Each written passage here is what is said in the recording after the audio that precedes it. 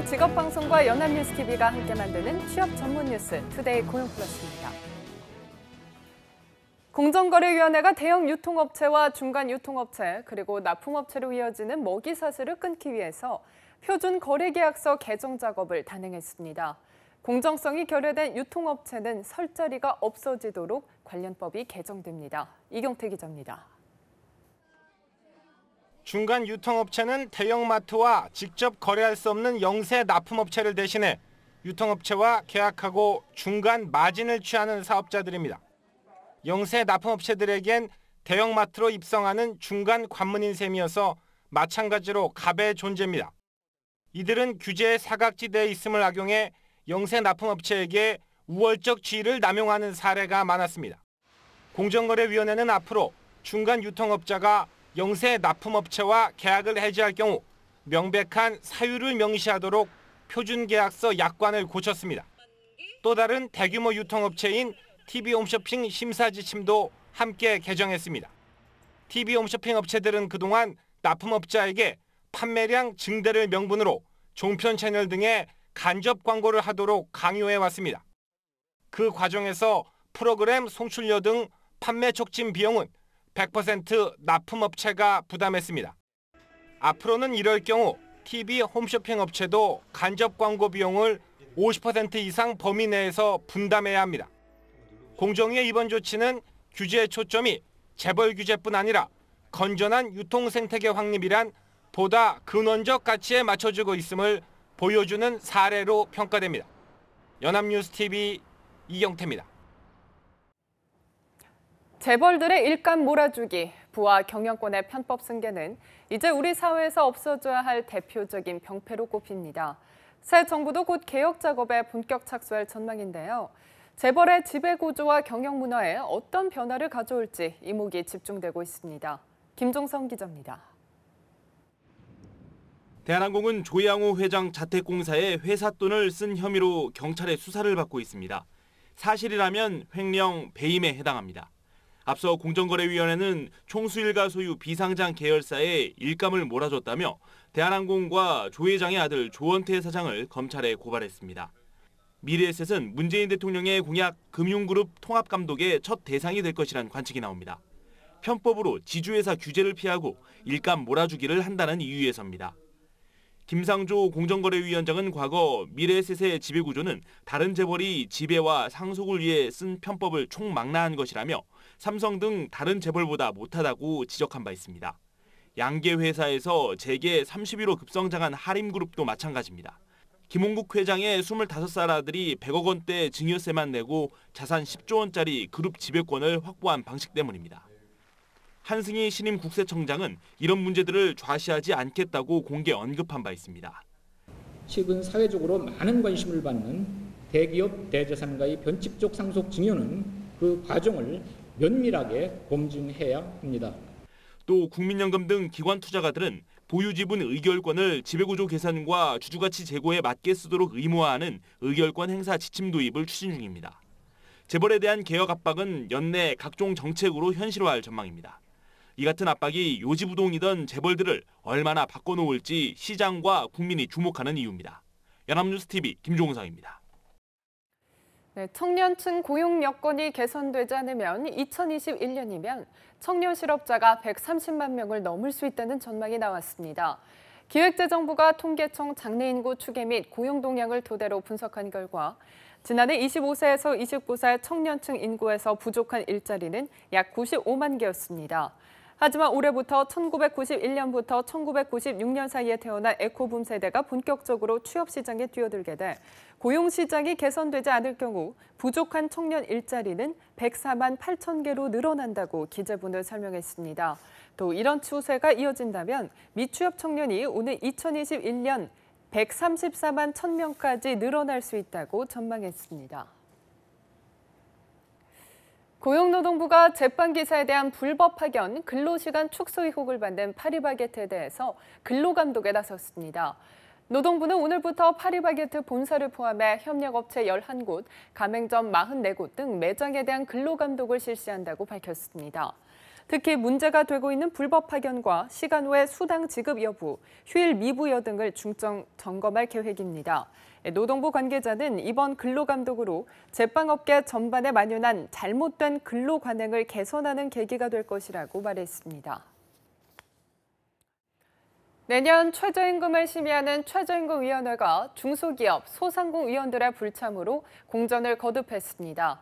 최저임금위는 어제 사용자 측 위원 4명이 불참한 가운데 9차 전환회의를 열고 5시간가량 진행했다고 밝혔습니다. 중기 소상공인위원들은 8차 회의에서 업종별 차등 적용안과 관련한 실태조사를 요구하며 퇴장한 데 이어 어제 회의에 불참했지만 실태조사 요구를 수용함에 따라 차기 회의에는 참석하기로 했습니다. 또 사용자 측과 노동계는 내일로 예정된 회의에서 수정된 임금안을 제출하기로 합의했습니다. 코스닥 2위 대형주이자 IT 공룡인 카카오가 코스피로 시장을 옮겼습니다. 코스피가 잇따라 사상 최고치를 뚫으며 훨훨 나는데 코스닥은 장기간 소외되면서 카카오 말고도 우량주들의 코스피 갈아타기가 이어지고 있습니다. 또 두 시장 간의 격차도 점점 벌어지고 있습니다. 정주희 기자입니다. 대표 포털 다음과 국민 인터넷 메신저 카카오톡 운영사 카카오가 무대를 코스닥에서 유가증권 시장으로 옮겼습니다. 기업의 성장을 위해 한국 대표 증시로 이전해야 한다는 주주들 요구에 따른 겁니다. 기대에 부응이라도 하듯 코스피 이사 첫날 카카오는 코스닥 시장 마지막 거래일보다 0.39% 오른 10만 2천 원의 거래를 마치며 단번에 시가총액 46위에 올랐습니다. 이렇게 유가증권 시장으로 갈아탄 코스닥 대형주들은 한둘이 아닙니다. 지난해는 유명 식품업체 동서와 공기업 한국토지신탁이 이사했고 여행업계 1위 하나투어와 신세계푸드도 코스피로 재상장했습니다. 급등락을 반복하는 소형주 중심 코스닥보다 시장 흐름이 안정되고 외국인과 기관 투자자들의 더 큰 관심을 받을 수 있는 코스피 시장이 더 매력적이란 판단에서입니다. 사정이 이렇다 보니 유가증권 시장 시가총액은 기준이 되는 1983년보다 400배 넘게 커진 반면 코스닥 시총은 1996년 이후 21년 새 약 30배 늘어나는 데 그쳤습니다. 사상 최고 행진 중인 코스피와 달리 새 정부의 중소기업 진흥책 기대로 약진하던 코스닥이 다시 주춤하자 두 시장의 지수 격차는 최대로 벌어졌습니다. 시장에서는 코스닥에 포진한 IT 업종 등 기술주 육성과 함께 코스닥 상장 시 혜택을 줘 중소벤처 증시로서 코스닥의 매력을 되살려야 한다는 목소리가 커지고 있습니다. 연합뉴스TV 정주입니다. 서울 성수동에 40년 동안 자리 잡았던 레미콘 공장이 철거될 예정입니다. 5년 뒤면 공장 부지는 공원으로 바뀌어서 서울 숲이 넓어지게 됩니다. 김수강 기자입니다. 서울 성수동의 3표 레미콘 공장. 1977년 가동을 시작해 40년간 자리를 지켰지만 서울숲이 조성되고 인근에 아파트 단지가 들어서는 등 도시화가 진행돼 도심에 적합하지 않은 시설로 전락했습니다. 공장에서 나는 소음과 분진 때문에 지역 주민과 갈등을 빚기도 했습니다. 하지만 5년 뒤인 2022년 레미콘 공장이 완전히 철거 이전되고 해당 부지는 서울숲과 이어지는 공원으로 탈바꿈합니다.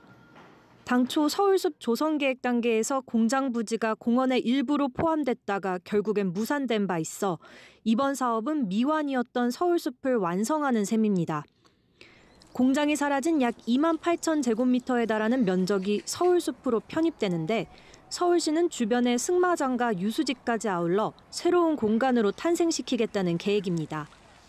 공원화에 대한 세부 계획은 올 연말까지 수립해 발표할 예정입니다. 그러나 이전 보상 문제를 둘러싸고 부지 소유주인 현대제철과 공장 운영업체인 3표 산업 간 이견이 채 해소되지 않아 세부 사항을 조율 중인 것으로 알려졌습니다. 다만 서울시 관계자는 공장 이전과 공원화 계획에는 변함이 없다며 조만간 협약식을 개최할 예정이라고 밝혔습니다. 연합뉴스TV 김수강입니다.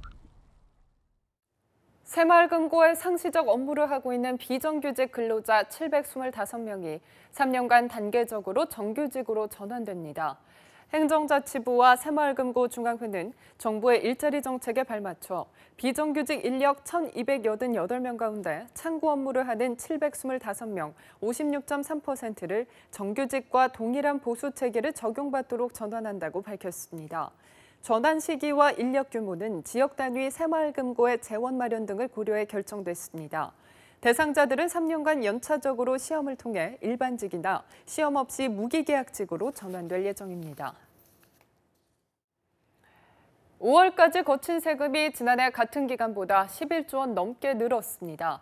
기획재정부가 발간한 월간 재정동향 7월호에 따르면 올해 들어 5월까지 국세 수입은 123조 8천억 원으로 1년 전에 비해서 11조 2천억 원 증가했습니다.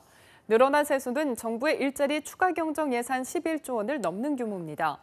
올해 목표 세수 대비 실제 세수 비율을 뜻하는 세수 진도율도 51.1%로 5개월 만에 목표 세수의 절반을 넘어섰습니다. 특히 법인세가 31조 4천억 원으로 3조 3천억 원 증가했고 소득세도 1조 8천억 원 증가한 32조 원이 거쳤습니다.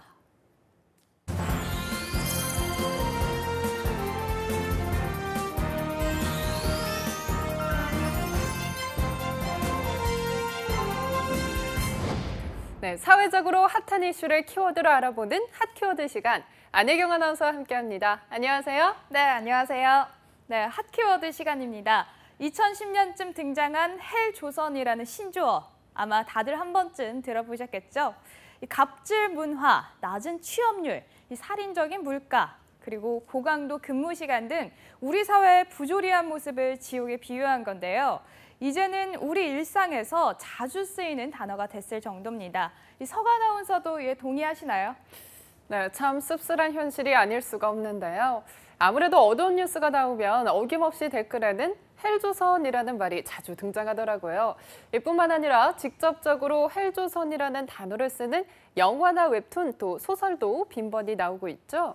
네, 맞습니다. 최근에는 게임 분야에서도 이 같은 헬조선을 풍자한 제품들이 등장했다고 하는데요. 이 씁쓸한 사회상을 더욱 극명하게 느끼면서 자조적으로 스트레스를 풀고자 하는 분위기 때문인 것 같습니다. 그래서 오늘은 이 시대상을 반영한 다양한 헬조선 게임들에 대해서 이야기해볼까 해요. 예, 가상의 공간에서도 헬조선을 극복하기 위해서 고군분투하는 게임들이 생겼다고 하니까 한편으로는 씁쓸하기도 한데 궁금해지는데요. 어떤 게임들이 있나요? 네, 먼저 이 기승전 치킨이라는 말이 있듯이 퇴직을 하게 되면 어쩔 수 없이 비자발적으로 치킨집과 같은 이런 자영업을 하게 되는 경우가 많은데요. 이를 빗대서 실제로 치킨집을 운영해 볼 수 있는 게임이 있다고 합니다. 특히 앞으로 자영업을 준비하는 분들에게 자영업의 현실을 가상으로나마 먼저 겪어볼 수 있는 게임인 거죠. 네, 치킨집을 운영하는 게임이 있다고요? 치킨만 튀기는 게임이면 그저 재미있을 것 같기만 한데 그렇다면 실제 자본금을 가지고 매장도 운영하고 또 배달도 하는 그런 시스템인가요? 네, 그렇습니다. 이 게임은 처음에 기초자본 400만 원으로 시작을 하는데요. 임대료도 매달 100만 원씩 냅니다. 처음엔 우선 치킨집의 이름부터 정하고요. 이후엔 가게 현황이나 직원을 고용하는 문제, 메뉴 개발, 배달원 관리, 그리고 임대료 지불 등 실제 치킨집을 운영하는 것처럼 게임이 진행됩니다. 그런데 이 게임의 특징은 돈을 많이 버는 것이 게임의 목적이 아니라 오랫동안 생존해야 하는 것에 있다고 해요. 예, 오랫동안 생존해야 한다는 걸 게임의 목적으로 삼았다는 것이 바로 끝까지 버티라는 뜻으로 유행하는 신조어 존버를 비유한 것 같기도 한데요. 어때요? 네, 맞습니다. 실제로 또 자영업자의 이런 안타까운 현실을 반영하듯이 게임 안에서 돈이 부족하면 은행 대출을 하거나 대리운전까지도 해야 하는 상황이 오는데요. 그뿐만이 아니라 성공을 하면 프랜차이즈 개발이 가능한 것 역시 이 현실 세계랑 비슷합니다. 여기에 양심불량 치킨집을 고발하기라도 하듯 중량 속이기, 원산지 속이고 중국산 닭 사용하기, 다른 가게 비방하기, 알바생 시위 방지 등 이 현실을 풍자한 요소도 곳곳에 포함되어 있습니다. 네, 실제 자영업자들의 현실을 반영한 게임인 것 같아서 사실 재미보다는 안타까움이 더 크게 느껴지는 것 같은데요. 그런데 헬조선을 풍자하는 다른 게임도 여러 있다고요. 네, 또 다른 게임을 소개해드리자면요. 이 캐릭터의 연령층이 20대로 설정된 게임도 있는데요. 낮은 취업률 속에서 아르바이트와 학업을 병행하고 열악한 주거 환경에서 살고 있는 청년들의 현실을 풍자한 게임입니다. 특히 실제로 이 경제적인 문제로 고충을 겪는 청년들에게 참 인기가 많은 게임이라고 하는데요. 그래서 최근에는 2탄까지 만들어졌을 정도라고 해요. 네, 인기가 많다고 하니까 어떤 게임인지 궁금한데요. 이 게임의 진행 방식은 어떻게 진행이 되나요? 네, 이 게임의 주인공은요, 이 좁은 월세방에 살면서 상당히 적은 알바비로 대학교 등록금과 생활비를 벌어야 한다는 설정인데요. 돈을 버는 방법은 아르바이트를 하거나 성적을 올려서 장학금을 받는 방식이 있습니다. 이 둘 중에 돈을 모으는 방법으로는 아르바이트가 훨씬 더 인기를 끌고 있다고 하는데요. 이 게임의 최종 목표는요, 대학 졸업 후에 주인공이 어떤 사람이 되는지 지켜보는 겁니다. 이 4년간의 대학 생활을 마치면 사회 진출을 하게 되는데요. 이때 결정되는 직업으로는 대학원생부터 회사원, 심지어 사이비 종교 교주까지 아주 다양하다고 합니다. 네, 이 게임 하나면 요즘 청년들의 생활상을 적나라하게 할 수 있을 것 같은데요. 네, 그렇습니다. 실제로 주인공은 생활비 때문에 인형탈 알바부터 시작해서 금단의 알바까지 하게 되는데요. 하지만 또 학점을 따기 위해서 출석도 꼬박꼬박 해야 하고 성적도 잘 받아야 합니다. 게다가 공모전에 도전을 하거나 토익 점수와 같은 스펙도 틈틈이 쌓아야 하는데요. 이 게임의 가장 큰 특징은 현실을 꼬집는 기발한 대사와 설정으로 이루어져 있다는 겁니다. 게임을 하자마자 받게 되는 450만 원짜리 등록금 고지서에는 딱히 가르쳐주는 건 없겠지만 등록금은 제때 납부해주길 바람이라고 적혀 있습니다. 또 커피숍 아르바이트를 시키면 따뜻한 아이스 아메리카노를 시킨 손님 빼고는 무난한 하루였다라는 대사가 나오는 식의 조금은 우픈 현실을 반영하고 있는데요. 이 때문에 현재 구글 플레이에서는 이 다운로드 횟수가 무려 10만 건이나 됐을 정도라고 합니다. 네, 늘 저희가 이 핫키워드에서 이야기했던 오픈 현실이 게임 안에 모두 들어가 있는 것 같은데요. 가상에서나마 헬조선을 극복하려는 청년들의 의지가 보이는 것 같아 안타깝기만 한데요. 네, 그리고 또 마지막으로 한 가지 게임을 더 소개해드리자면요. 육아 문제와 관련된 게임도 있습니다. 이 과거에 유행하던 게임 중에 프린세스 메이커라는 일종의 육성 게임 기억하실런지 모르겠는데요. 최근 우리나라에서 높은 양육비를 아주 실감나게 체험할 수 있는 한국에서 딸 키우기라는 게임이 등장했다고 합니다.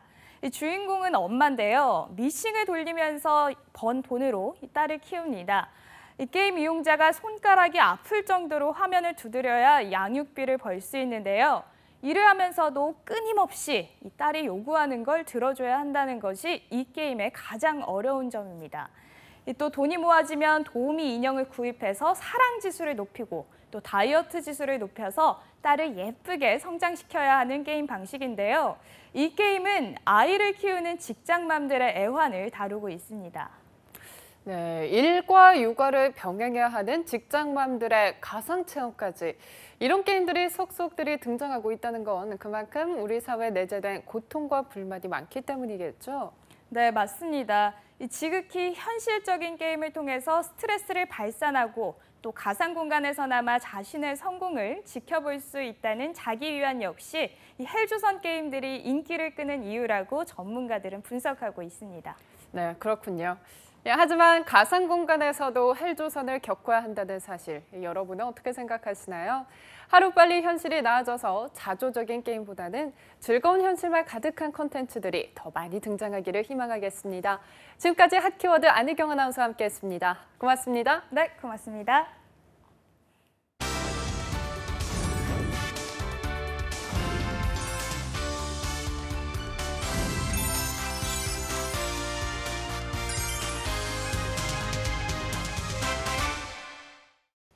네, 투데이 고용 플러스 오늘 준비한 소식은 여기까지입니다. 시청해주신 여러분 고맙습니다.